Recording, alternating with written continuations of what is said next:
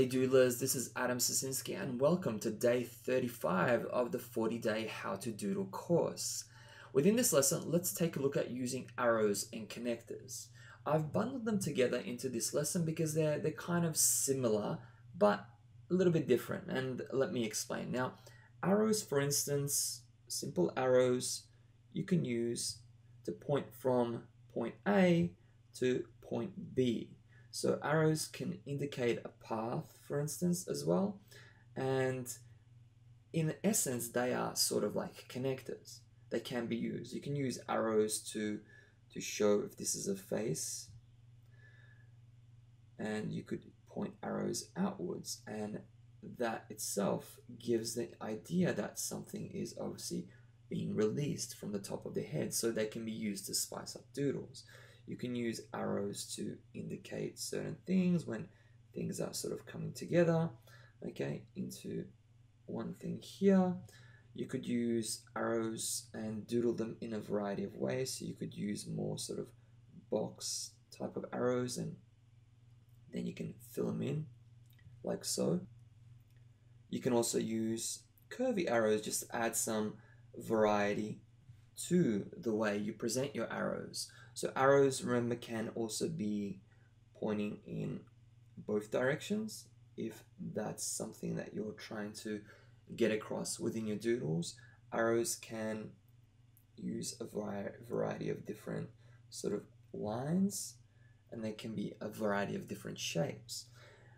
Now, the main reason I would use arrows is to, for instance, direct your attention or direct my attention to specific aspects of my notes, such as important points or key ideas. And they can also be used, I guess, in a way to lay down a path that directs the eyes from one point to another. And so they are sort of like connectors, and that's why I've bundled them together into one. And when we look at connectors, you got, say, you got something within your notes that sort of you mentioned here, and then you have another point that you mentioned here, and you might decide to create a connector which is made up of lines and can be made up of arrows as well from one point to the next, showing how things are sort of intertwined and connected. For instance, this could be point A, that could be point B, and this here could be point C. And you could show, for instance, a path. That might not be a great example, but if we say go here, we go point 1. Okay, there's my finger, every video. There we go, that's point 2. So for instance, you might use this and you might write something here.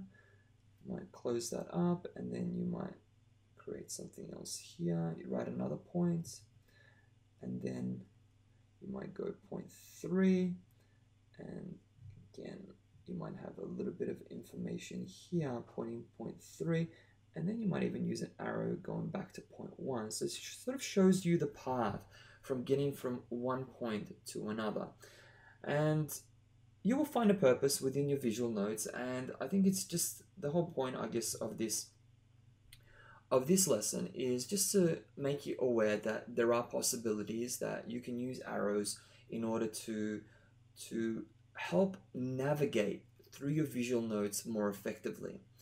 And there are numerous ways, of course, to represent arrows and connectors, and a number of them have been presented below by those who have submitted their doodles for this lesson. Check them out, and even do a quick Google search. And I've included a link below to search for arrows, and you'll see a variety of different arrows that you could potentially doodle. So have a look at that, and have a look at today's challenge, today's lesson.